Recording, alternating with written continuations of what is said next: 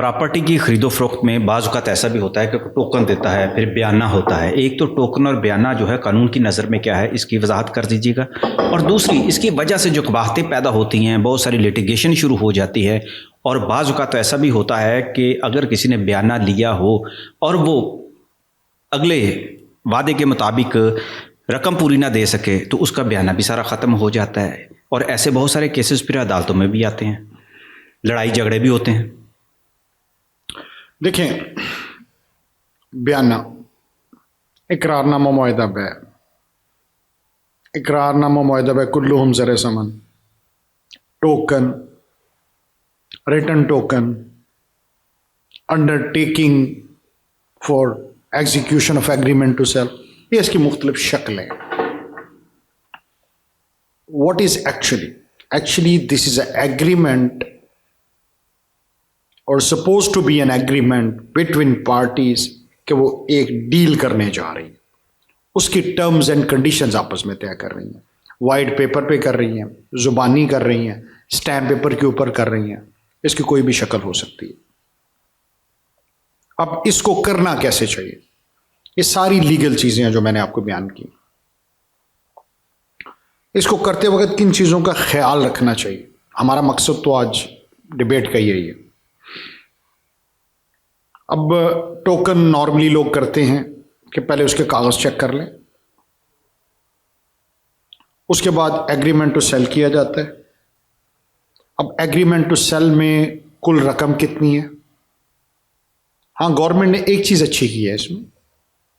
पहले होता था कि एग्रीमेंट जो होता था उसको डिफीट करने के लिए बैकडेटों में स्टाम्प वेंडर से एग्रीमेंट ले लेते थे। अब ऑनलाइन हो गया हुआ, इससे काफी सारी चीजें रुक गई हैं। बैकडेटेड स्टैम्प इशू नहीं होते। अब उसके बाद यह है कि जो इसकी मेन चीजें होती हैं, प्रॉपर्टी कौन सी है, प्रॉपर्टी की डिस्क्रिप्शन क्या है, वो एग्रीमेंट में आपको प्रॉपर लिखना चाहिए। लैंड जो एग्रीकल्चर लैंड है या जो कमर्शियल लैंड है, उसकी मेरा मकसद ये है कि वो प्रॉपर डिफाइंड हो के, शहरों में तो होता है ना 398 नंबर आ गई जी, ये प्रॉपर्टी है, ठीक है, तो इसी को आपने डिफाइन करके आगे चलना है। ठीक है। उसके फिर ये ना ये कंफ्यूजन ना जी, ये मैंने पिछों दे दी सी, अगों दे दी सी, उसको प्रॉपर लिखें कि बरलबे सड़क है, ईस्ट वेस्ट नॉर्थ साउथ कौन है, बाउंडेड एस। उसके बाद ये कि कुल रकम कितनी है, उसको उर्दू में भी लिखें, इंग्लिश में भी लिखें, वर्ड्स में भी लिखें, ताकि इस पे भी कंफ्यूजन खत्म हो जाए। इस पे भी प्रॉब्लम्स आते हैं। फिर कितना बयाना दिया जा रहा है ये भी लिखें, और कितना बकाया रह गया इसको भी क्लियरली लिखें। और कोशिश करें जो बयाना दे रहे हैं थ्रू बैंकिंग चैनल दें। अमाउंट चली गई, इस मकसद के लिए चली गई, प्रूव हो गया। उसके बाद उसका ड्यूरेशन क्या है, टाइम पीरियड क्या है, time is the essence of contract.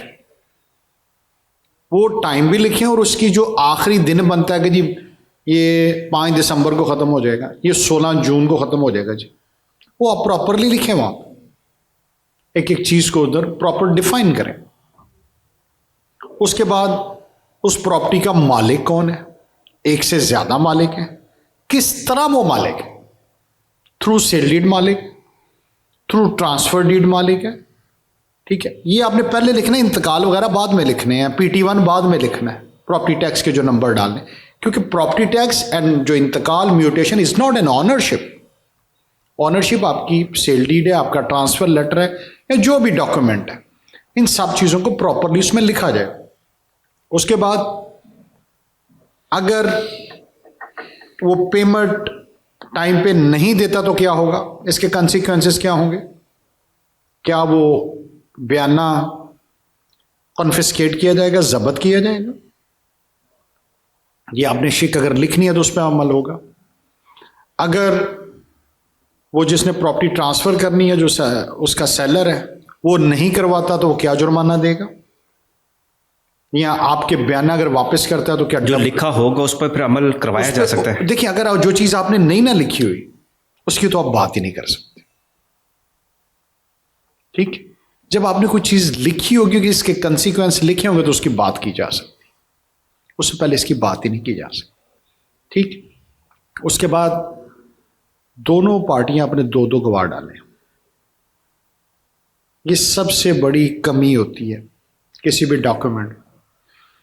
उसमें ये है किसी भी चीज़ को प्रूव करने के लिए दो गवाह चाहिए। जो चीज़ एडमिट अगर पार्टियां कर लेती है फिर गवाही उसको प्रूव करने की जरूरत नहीं। Admitted facts need not to be proved. दो दो गवाह होने चाहिए दोनों पार्टियों के, ताकि उस एग्रीमेंट को प्रूव करने के लिए उसके मुताबिक चीज़ों आगे चला जाए। अब तो आपका जो ऑनलाइन स्टैम्प है वो इटसेल्फ भी एक क्रेडिबल एविडेंस है। उसके बाद आपने अक्सर देखा होगा एग्रीमेंट के आखिर में लिखा होता है अलमरकूम, ये किसने एग्रीमेंट लिखा।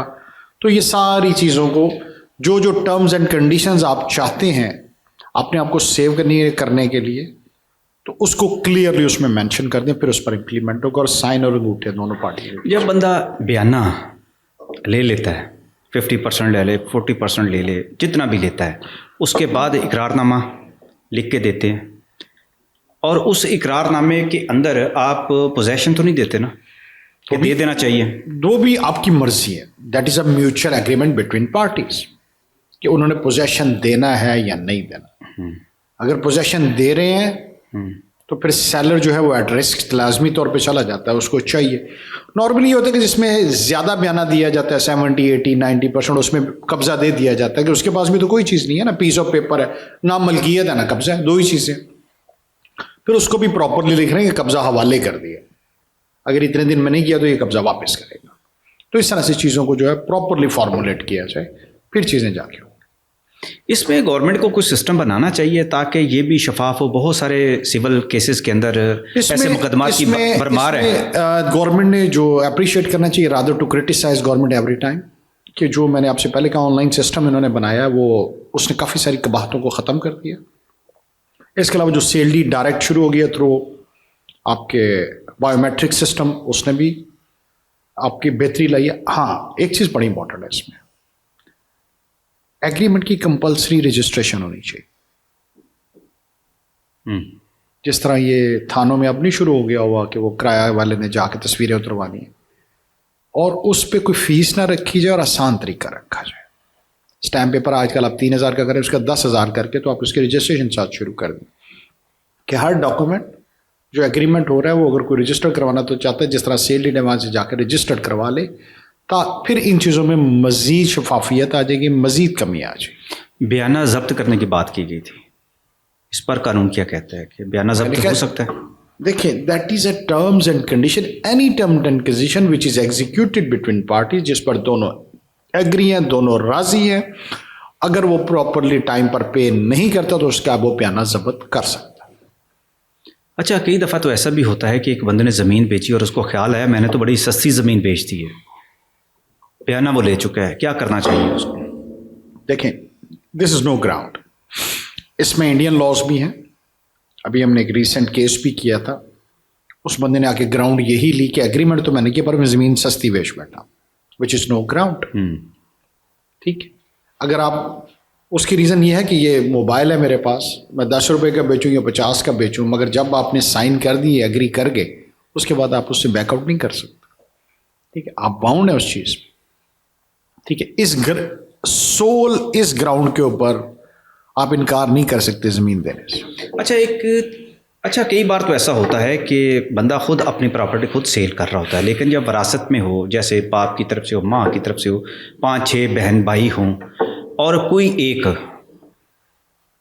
ज़मीन बेच देता है, इसी माँ पर के सब बहन भाई हम इकट्ठे हैं, जैसा कि हमारे यहाँ रवाज भी होता है, एक दूसरे पर एतमाद भी करते हैं और इसी तरह बहुत सारे वायदे हो भी जाते हैं जो बाद में प्रॉब्लम भी पैदा कर देते हैं। पहले तो सब एक दूसरे के साथ इकट्ठे होते हैं, बयाना ले लेते हैं, 50% बयाना ले लेते हैं, लेकिन जब वो कहता है कि मुझे अब इकरारनामा लिख कर दो, सबको कहता है कि इस पर साइन कर दो, तो कोई एक भी बिगड़ जाए तो फिर क्या करना चाहिए? आजकल हमारी लिटिगेशन ही है, पहले वरासत के बाद ज़मीन की तकसीम होती थी, वफ़ात के बाद किसी के, अब वफ़ात के बाद फैमिली की तकसीम होती है। अब हमारा ये एक्चुअल बन गया, क्योंकि जब मैंने भी 22-23 साल पहले वकालत शुरू की है तो अब और उसमें फ़र्क यह है कि हमारी जो लिटिगेशन अमंग फैमिली बहुत ज़्यादा हो गई, हम मटेरियलिस्टिक बहुत ज़्यादा हो गए। अब जो आपने सवाल किया को शेयरर्स का, जिसमें बहुत सारे मल्टीपल ऑनर्स हैं।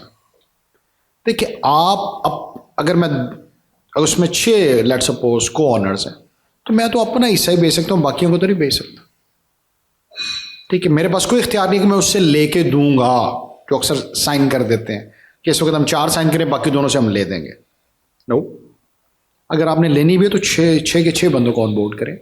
अदरवाइज ये वरना मुख्तार खास होना चाहिए। मुख्तार आम खास उसमें भी अक्सर होता है, कोई बाहर बैठा है, कोई यहाँ बैठा है, तो वो भी प्रॉपर्ली रजिस्टर्ड हो, चीज़ें हो, उस बंदे से प्रॉपर लिया जाए, उस बंदे से बात कर ली जाए। हाँ, इसमें सबसे इंपॉर्टेंट चीज़, अगर वो मुख्तार खास भी दे रहा है या चीज़ें, तो पे ऑर्डर उसके नाम का है जो मौजूद नहीं है, ताकि उसके अकाउंट में ही जाए, वो वहाँ से विड्रॉ कर ले, साइन ये कर दे, पैसे वो ले। ठीक, तो सबूत आ जाएगा आपके पास, सबूत, कंसिडरेशन, क्योंकि कोई भी चीज़ आप ट्रांसफर कर रहे हैं ना, तो अगेंस्ट कंसिडरेशन। ठीक, तो वो कंसिडरेशन अमाउंट तो कम से कम आपके पास है। मैक्सिमम अपने आप को उस वक्त सेव करना चाहिए, ताकि जो है वो ट्रांजैक्शन आपकी जो है प्रॉपरली हो सके। मगर इसमें सबसे इंपॉर्टेंट चीज़ जो है ना वो ये है, लोग ये चीज़ें करते वक्त कंसल्टेंट या वकील को हायर नहीं करते। अभी जितनी चीज़ें मैंने आपको बताई हैं, कोई एग्रीमेंट हम लिख रहे हो तो ये सारी चीज़ें हमारे जहन में होगी कि ऐसे करें, और प्रॉपर्टी वेरिफिकेशन ये वो, तो उस वक्त वो बस फटाफट जो है हम स्टैनो वो जो कंप्यूटर वाले के पास चले जाते हैं और लिख देते हैं। सबसे बड़ी प्रॉब्लम ये है, यहाँ जो हमारे प्रॉपर्टी डीलर हैं उनके पास वो ऑलरेडी पैटर्नाइज बने होते हैं, वहाँ नाम डालते हैं, चलो जी हो गया हो गया। तो इन चीज़ों को प्रॉपरली करना चाहिए। बहुत बहुत शुक्रिया जनाब।